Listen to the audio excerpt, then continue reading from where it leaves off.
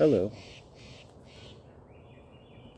So I'm in a wildlife preserve in Oregon right now, and there's diffused light coming through the green leaves, and so probably am a little shady. I did a test run, but I think the sound works okay. Just wanted to see how you're doing. Say hello. Um, you know, a few weeks ago, whenever I made that film that had pod in it and all of that, was simply talking to you. I'm going to let you in on a little secret of what I'm doing. Most, if not all, major portion of the issues that I have had been translated down to me from my parents. And if you really take a moment back, forgiving your parents, but also seeing with open eyes what they've done, the fears, the anxieties, the whatever, things that you still haven't detected yet. Because it started before I met you. And I'll tell you how I know. The first time we met, I saw fear in your eyes. And it wasn't fear when we first met. It was fear when I was leaving, when the taxi cab came to get me to take me to the airport. And it wasn't fear of me, okay, because I'm really good at reading people's eyes. And I could see your eyes going back and forth, like self-reflecting. But I could see fear. It was like something was fearing you inside. Something was saying, oh my goodness, oh my goodness. You know.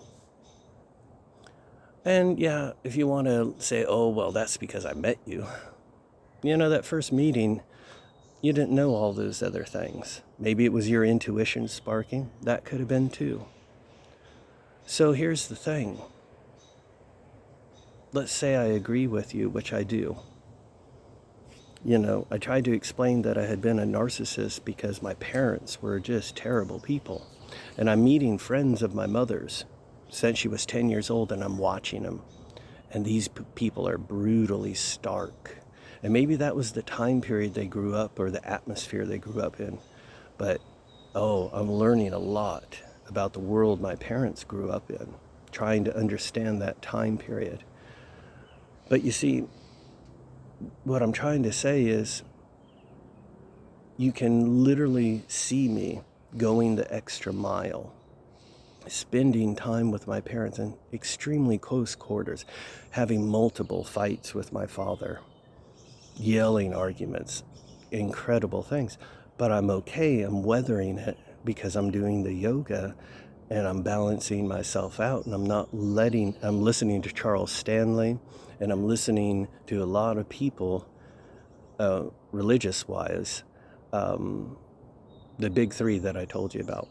Anyways, but the point I'm doing is I'm doing the work that most people never get a chance to do.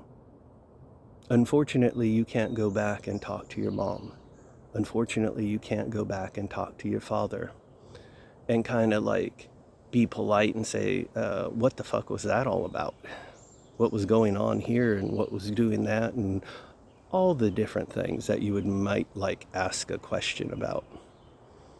So, I'm opening up and digging into the darkness and doing it with love and kindness, digging in their darkness so I can understand how they have affected me. And I'm doing it on deep levels that I don't think people have been able to do before. Okay? And I'm being self-reflective, I'm writing it down, I'm using it not as a accusatory thing. I forgive my parents, I have to. I didn't live their life. I didn't live with their parents and grow up in the world they grew up in, the harshness they grew up in. I only grew up in the harshness I grew up in, okay?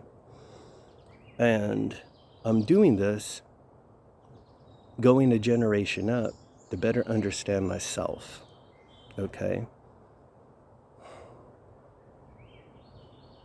You see, I don't like everything that I had been.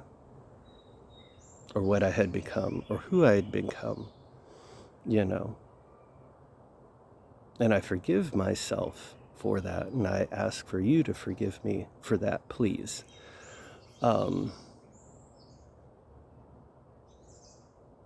But why on earth would I want to continue being that way or consciously be that way, you know?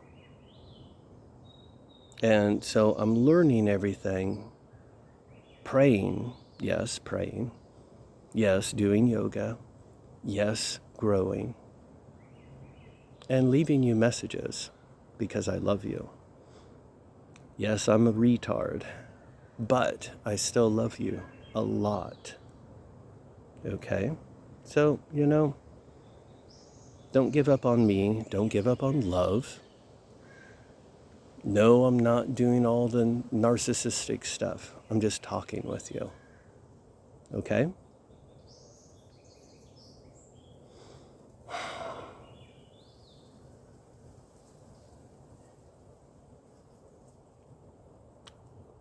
Anyways, I will talk to you later. Bye.